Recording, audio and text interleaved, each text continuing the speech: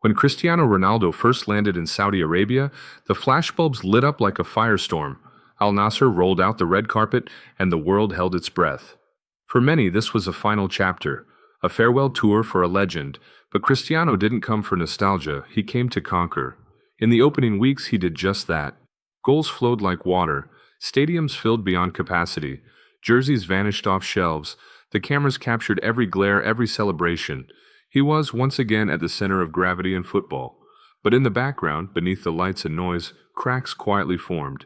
It began with whispers, tactical disagreements behind closed doors, rumors that Ronaldo had clashed with coaching staff. At first, they were dismissed. The media spun them as fiction. But then came the substitutions, unusual, repetitive, in big matches too. And Cristiano's face, never subtle, began to show more than frustration. It showed confusion, disbelief. One night, after a tense 1-1 draw, Ronaldo walked off the pitch straight into the tunnel.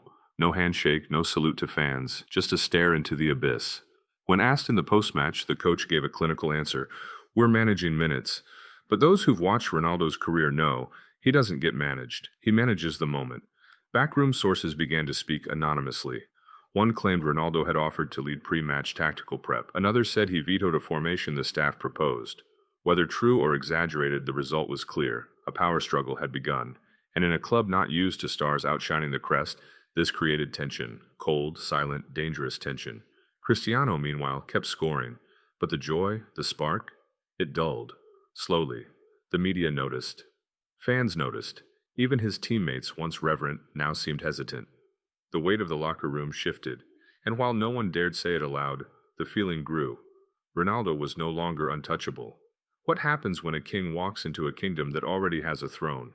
What happens when ambition meets structure, and neither bends? At Al Nassr, the answer is playing out in real time.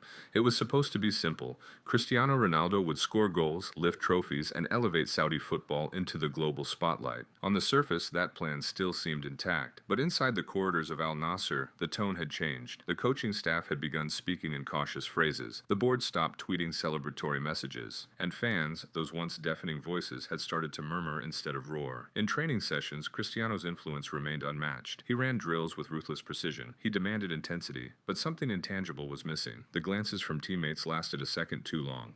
The applause after a perfect goal felt forced. Even assistant coaches started spending more time with younger players, subtly shifting the focus of the team's identity. One incident turned whispers into confirmation. During a routine press event, the head coach was asked whether the team was too reliant on Ronaldo. His pause said more than his answer. "We are a team," he eventually replied. But the hesitation, that was the story. It echoed across sports media like a warning shot. The king wasn't falling, but the castle walls were no longer so sturdy. Soon after, Ronaldo's sister posted cryptic messages on social media, referencing betrayal and silence. Journalists speculated, was it the coach, the board, other players? Ronaldo stayed quiet. His silence, however, screamed. The next match day told a louder truth. In a clash against their fiercest rivals, Ronaldo was benched. Officially, it was to rest him for future games. Unofficially, insiders say it was punishment. For attitude, for interference, for reminding everyone who he was. Al Nassr lost that game. The camera cut to Ronaldo dozens of times, sitting, watching, fuming, and when the final whistle blew, he left. Again. No wave, no handshake. Just eyes locked forward, jaw clenched. The media called it a rift. Pundits called it a war. But inside the club, it was something deeper, an identity crisis. Al Nassr had brought in greatness, but forgotten what it takes to hold it. Now the entire football world began to ask the same question. Was this experiment destined to fail? Or was it about to explode into something much bigger? Only Ronaldo knew, and he wasn't talking. Cristiano Ronaldo had always been more than a footballer. He was a brand, a leader, a global presence. But at Al Nassr, that presence had become complicated. Fans still chanted his name. Kids still wore his number. But the emotion had shifted. From adoration to expectation. From love to scrutiny. Inside the club, decisions were being made without him. Tactical meetings now took place in smaller groups. His suggestions weren't outright rejected, but they were no longer acted upon. And in the locker room, the atmosphere had changed. Ronaldo's voice still carried weight, but no longer without resistance. One afternoon during a recovery session, a younger player joked about the Ronaldo show. It was meant in jest, but the room fell silent. Cristiano didn't respond. He just stared. The joke had revealed something deeper, a fracture in respect, one that wasn't there when he first arrived. Around this time, rumors began to swirl that European clubs were quietly monitoring the situation. Not necessarily for a transfer, but to watch how the saga would unfold. Ronaldo, after all, was still news, still influence, still capable of turning a locker room upside down. For better or worse, the club's management faced a dilemma. Remove him, and they risk backlash. Keep him sidelined, and they risk implosion. So they chose a third option: freeze. Matches went on. Ronaldo played, sometimes. He scored, occasionally. But the system no longer ran through him. In a high stakes league match, Ronaldo was brought on in the 70th minute. The stadium erupted, and within 5 minutes he scored a vintage header. Arms outstretched, face defiant, he looked toward the bench, not in celebration, but in challenge. That moment went viral, not for the goal, but for the glare. The cameras caught everything: his narrowed eyes, the coach's blank expression, the assistant's awkward clap. Sports networks dissected it for days. Analysts debated, was this Ronaldo reclaiming control, or was it a last act of defiance? Whatever it was, one thing became clear: Cristiano Ronaldo was no longer a signing. He had become a situation, and situations demand resolution. The headlines didn't stop. Every press conference included a question about Ronaldo. Every match report, win or lose, dissected his body language. In Riyadh cafes, in European sports bars, and across social media feeds, Cristiano was once again the center of football's most complicated storm. But what no one saw, what the cameras missed, was what happened behind closed doors. In a closed-door team meeting, tensions finally boiled over.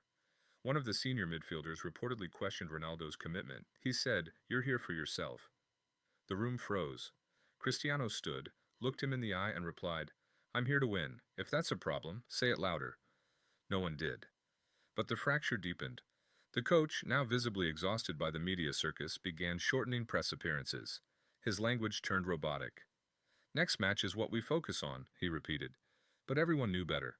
His focus wasn't just on tactics anymore. It was on control. A week later, Al Nassr played a mid-table team in what should have been a routine win. But the performance was disjointed, lethargic. Players second-guessed each other. And Ronaldo. He looked like a general commanding a fractured army, giving orders no one followed. The final whistle blew with the scoreboard reading 0-2. Boos rang out, not for the team, for the chaos. That night, Ronaldo skipped the post-match briefing. Instead, he posted a single sentence on social media: "Respect is earned, not given." It went viral in minutes. Teammates didn't comment, the club didn't respond, and fans were split, half furious, half applauding. Inside the Al Nassr offices, crisis talks resumed. Sponsors began asking questions. Television partners called for clarity. The club's chairman was forced to release a public statement: "Cristiano remains a vital part of our project." But the wording was clinical, cold, empty. Whispers now turned to ultimatums. If peace couldn't be restored, someone would have to leave. The board feared losing Ronaldo, but feared keeping him even more. And in the middle of it all, the man himself trained harder, longer, louder, as if daring someone to challenge his presence. Because for Cristiano Ronaldo, this wasn't just a club, it was a statement. And statements echo long after the noise fades. In the end, it wasn't a press release, it wasn't a handshake, it wasn't even a goodbye. Cristiano Ronaldo walked into Al Nassr's training ground one morning, just like any other day. But that day, his locker was empty, his nameplate removed. The silence in the hallway said everything. No official farewell, no final match, just an ending, quiet and sharp. Within hours, rumors ignited, return to Europe, MLS whispers, even retirement talk. But Ronaldo said nothing, not a word. He boarded a private jet, phone off, eyes forward. Because legends don't announce exits, they create echoes, and somewhere another stadium waits, another chapter begins.